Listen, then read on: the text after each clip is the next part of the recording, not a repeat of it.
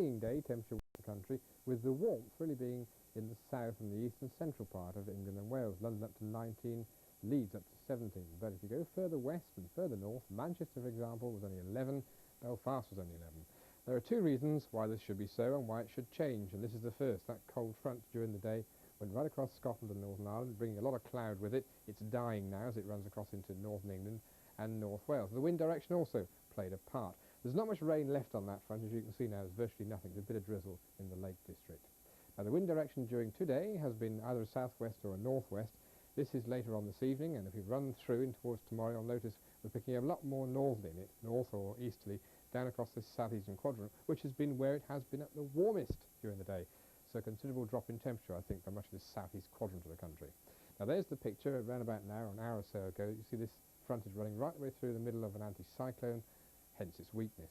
Well, that's going to run out of the way tonight. The next system again skirts across the top of Britain, across the top of the anticyclone, so it'll be relatively weak, but you'll feel it on the west coast of Scotland.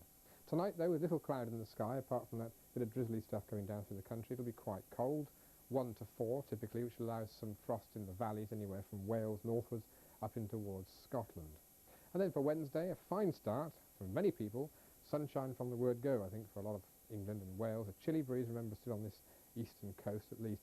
And Scotland and Northern Ireland, more or less a west-east split, with increasing cloud and mist, particularly in the Western Highlands and the Northern Highlands, where it'll be windy. But the eastern side of Scotland and a large part of Northern Ireland will be fairly bright, if not necessarily into blue skies.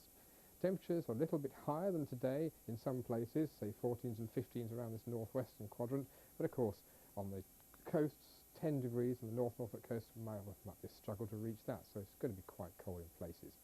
Into Thursday, we've still got the anticyclone slap bang over the country, and again a weakening front through the middle, so I think an area of cloud is likely to stretch anywhere from central Scotland down through to the east coast of England, obscuring the sun to some degree, but the temperatures will still be quite reasonable at 13 to 15.